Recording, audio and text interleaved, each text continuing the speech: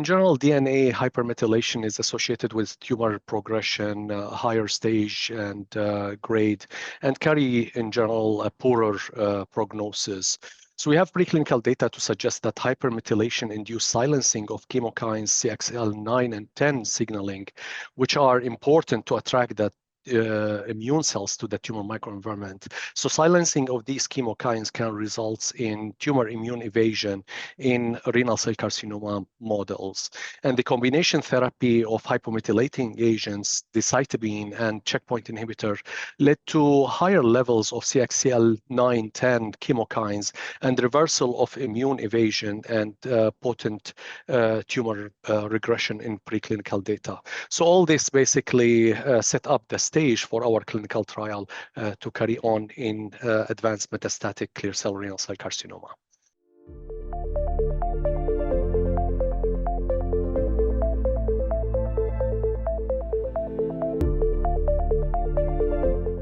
So guadecitabine is a hypomethylating agent, and previous data suggested that, as I mentioned, it can enhance the chemokines and results in CD8 T cells activation, proliferation, and cytolytic activity.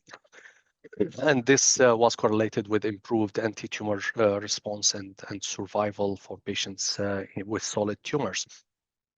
At the same time, we do have multiple data to suggest the synergistic effect between the epigenetic modulators and immunotherapy. For example, there's one example that suggested that hypomethylating agents can lead to the upregulation of cancer antigen expression, and that resulted in simultaneous release of the T cells, the effector T cells, pro-inflammatory cytokines, leading to T cell activation and improved more power killing of the tumor.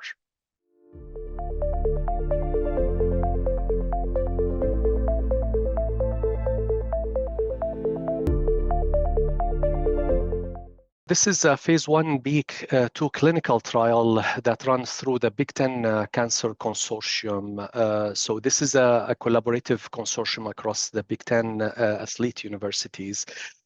So this was one of the trials that ran through the consortium, combining guadecitabine and durvalumab in advanced clear cell renal cell carcinoma. Initially, there was a phase 1b dose de-escalation where patients received 2 different doses of guadecitabine at 60 milligram per meter square subcutaneously for 5 days. That was the starting dose, and this was de-escalated later to 45 milligram per meter square because of dose-limiting toxicity with neutropenia that we can discuss in more details.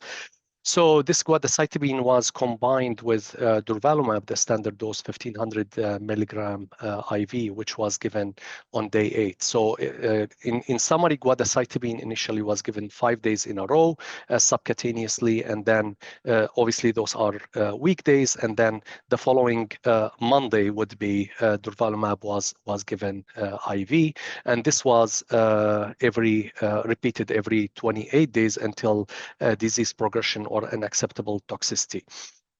The phase 1b basically, or the phase 2, I'm sorry, followed the same design or schedule of both drugs.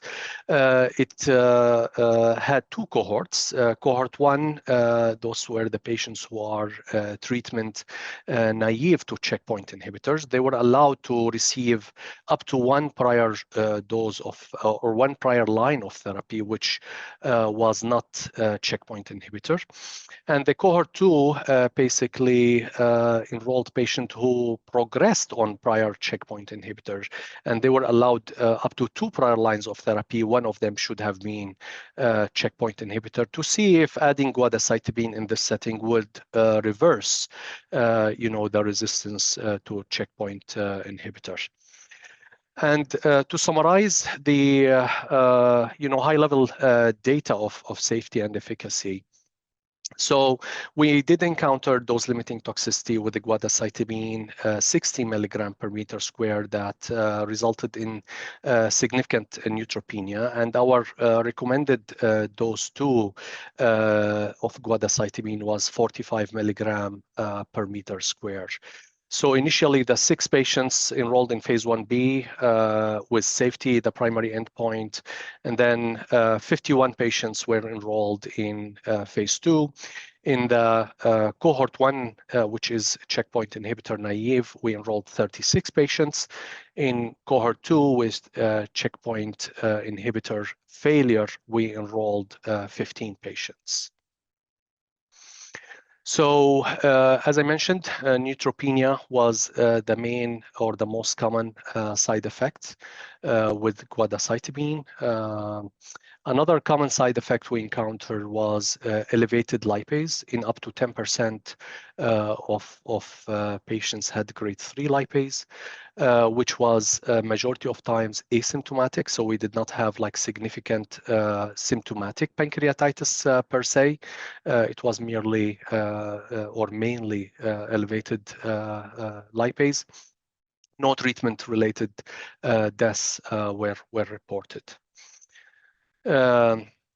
In cohort 1 from phase 2, basically the overall response rate was 22%, which was actually lower than what our predefined primary efficacy endpoint. We aimed for an overall response rate in this patient population up to 45%. However, we did not achieve that. Interestingly, we have observed significant stability of the disease in refractory setting. Up to 44% of patients has stable disease lasting more than 6 months, with an interesting median progression-free survival of 14.26 months, which was quite interesting to see in this patient population. And many of them have received a prior line of therapy. Obviously, this is a single arm study, so this signal is intriguing enough maybe to suggest subsequent follow-up with larger, maybe randomized phase 2 trial. In cohort 2, with a checkpoint failure patients, basically the PFS was not as significant, or as we did not observe as high of a PFS. It was only about 3.9 months, but we did encounter some stability of the disease in significant proportion of patients in the checkpoint refractory setting.